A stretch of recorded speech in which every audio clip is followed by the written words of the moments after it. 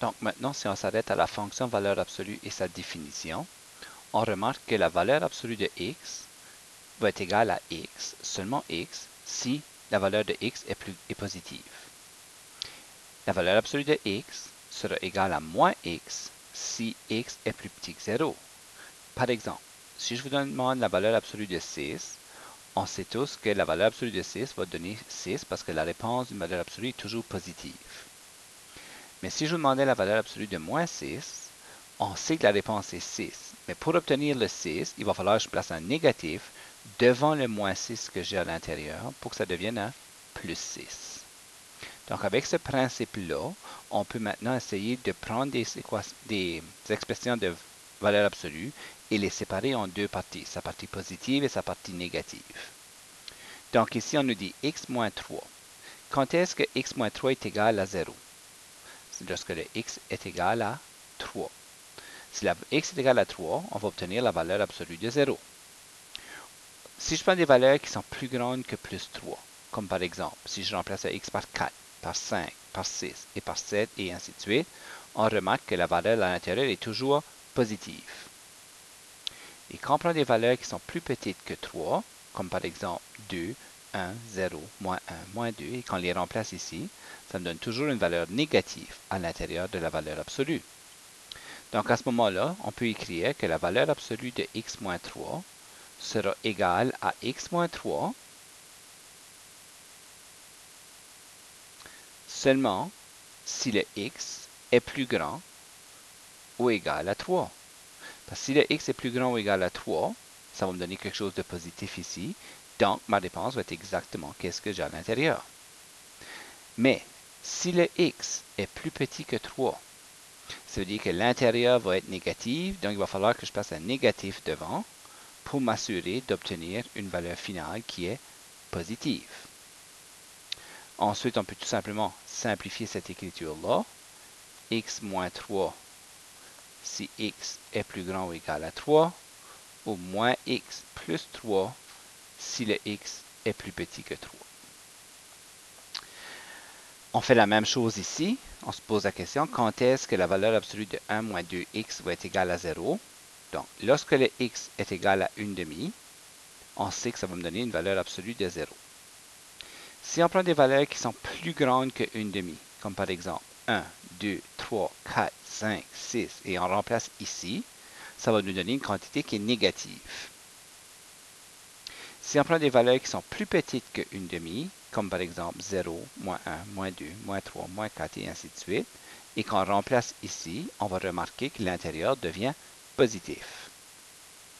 Donc à ce moment-là, on peut dire que la valeur absolue de 1 moins 2x va être égale à 1 moins 2x seulement lorsque le x est plus grand ou plus petit que 1 demi. Donc on revient ici. Lorsque c'est plus petit qu'une demi, c'est positif, puis ça va rester pareil si c'est positif. Donc, lorsque le x est plus petit ou égal à une demi, la fonction ici est positive, donc ça reste tel quel. Si le x est plus grand que une demi, à ce moment-là, l'intérieur est négatif, donc on place moins 1 moins 2x. Et on peut réécrire cette réponse-là comme 1 moins 2x si le x est plus petit ou égal à une demi, ou moins 1 plus 2x si le x est plus grand que une demi. On va voir un autre exemple qui contient plus de paramètres. Donc ici, j'ai une fonction valeur absolue qui contient paramètres a, h et k. Et on me demande de trouver la fonction définie en partie. Ça veut tout simplement dire qu'il faut que je prenne la fonction valeur absolue et que je la divise en sa partie positive et sa partie négative. Donc, je me pose la question. La valeur absolue de x plus 2, quand est-ce que ça va être 0 à l'intérieur?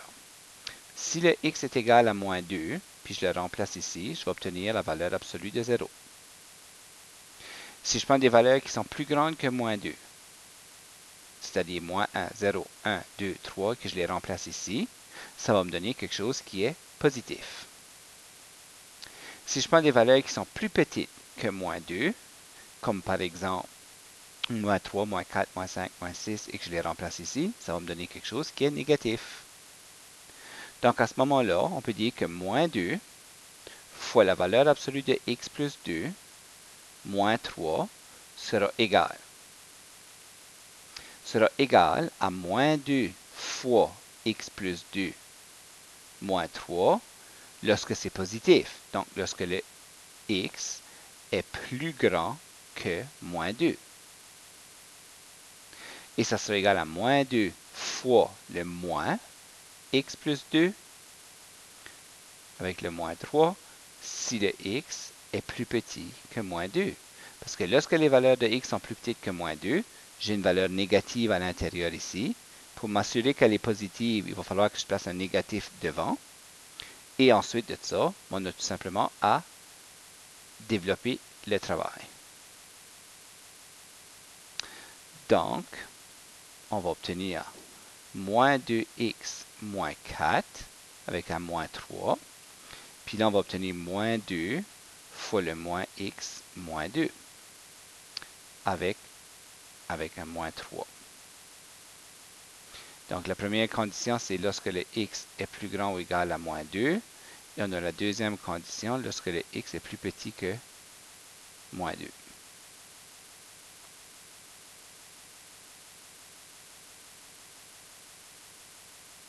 Maintenant, je continue. Ici, je vais obtenir moins 2x moins 7 si le x est plus grand ou égal à moins 2.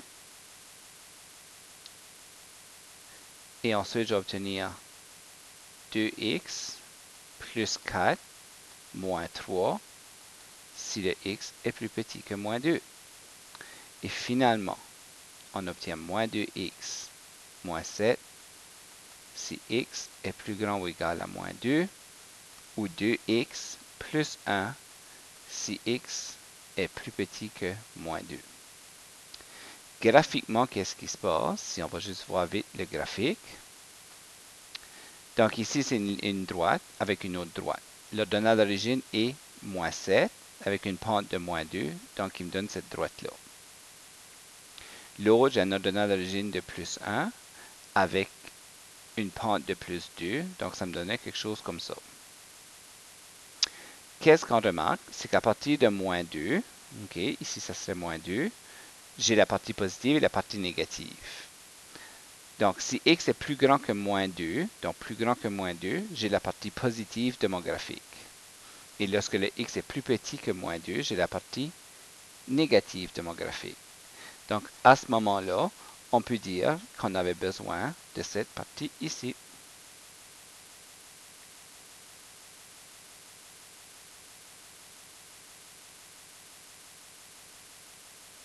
Et voilà.